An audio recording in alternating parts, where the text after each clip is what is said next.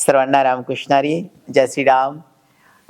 येणाऱ्या 26-27 कुंभमेळ्याला आपण सर्वांनी खूप चांगल्या प्रकारे सगळ्यांनी स्वागत करा, अभिनंदन करा कुंभमेळ्याचं.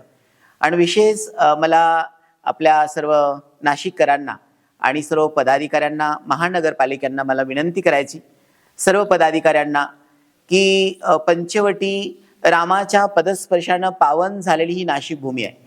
आणि पंचवटी म्हणजे आपल्या सर्वांचं एक आध्यात्मिक स्थळ आहे, तीर्थक्षेत्र आहे. तर कुंभमेळ्याच्या निमित्तानं जे काही झाडं तोडल्या जाणार आहेत, तर माझी प्रशासनाला विनंती आहे की एकही झाड तोडल्या गेलं नाही पाहिजे.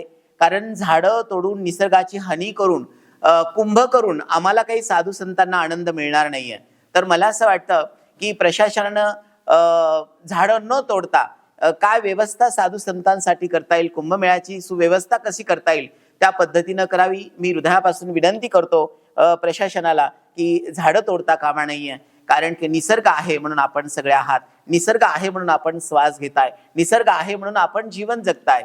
झाडं म्हणजे खरे आपले माता पिता आणि गुरुवर्य ईश्वर आहेत. खरा जर कोणता ईश्वर असेल तो तो निसर्ग आहे. तर मी प्रशासनाला विनंती करतो की एकही झाड तोडल्या गेला नाही पाहिजे. आणि कुंभाची तुम्हाला ज्या पद्धतीनं व्यवस्था करता येईल त्या पद्धतीनं करा, निसर्गाची हानी करू नका. सर्वांना रामकृष्ण हरी, जय श्रीराम.